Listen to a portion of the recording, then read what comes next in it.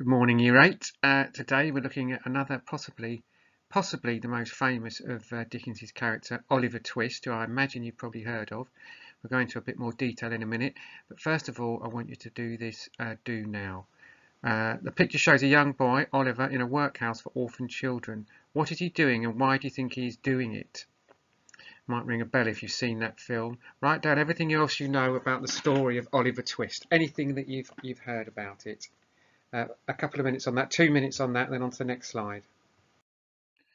Today's learning objective is we're going to explore life in a workhouse through the character of Oliver Twist. So your title is Oliver Twist and the Workhouse. And as usual, you will need a pen, pencil and a highlighter, your exercise book and a copy of the Oliver extract that I've attached to Classcharts.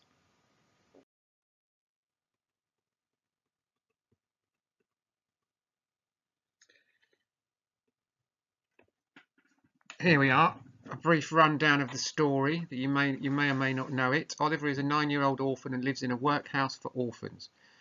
After asking for more gruel, which is a sort of horrible bowl of rubbish they got given to eat every day, didn't really have much in it, which was a dare the other boys made him carry out, he's sold to a man called Mr. Sowerberry. He is mistreated by Mr. Sowerberry, so he runs away to London. In London he is forced to join a criminal gang of children led by a man called Fagin. Fagin and a boy called the Artful Dodger tried to teach Oliver how to steal. Oliver ends up being arrested for stealing a handkerchief from a man called Mr. Brownlow, but during the trial it comes out he was falsely accused. Mr. Brownlow takes Oliver into his own home as he develops a fever during the trial, Oliver that is.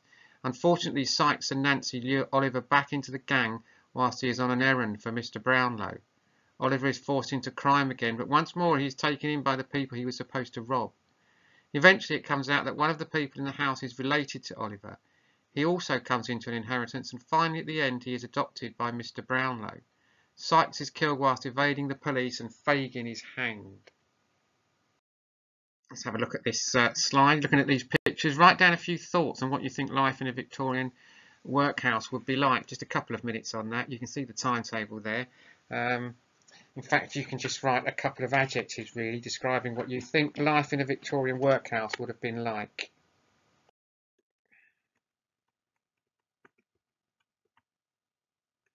So we're just going to read these. We don't need to write them down. Read and try and remember broadly what it was like in a Victorian workhouse. In 1834, the Poor Law was introduced. It ensured that the poor were housed in workhouses, clothed and fed. I mean, they had a big problem in London and cities with people coming to work in the cities and basically people dying on the street of starvation. So their answer to this was to make these workhouses. The Poor Law said we make these workhouses. But they made them so unpleasant that people wouldn't go there unless the alternative was starvation on the street. Anybody of any age could be sent to the workhouse for lots of different reasons, including no work, minor crimes, and because they were very poor.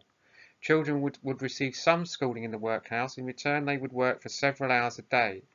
In Oliver Twist, we see a typical form of work, picking oakum.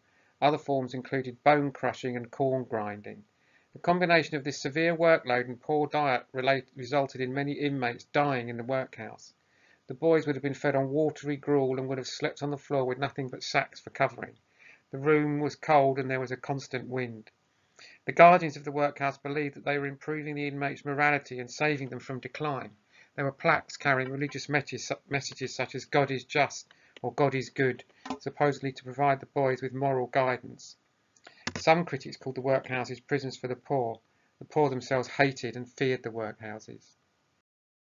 Now that you've read the extract, I would like you to answer these 7 questions in full sentences, please. That will take you 10 minutes. And here are the answers. Thank you very much. On to the next slide.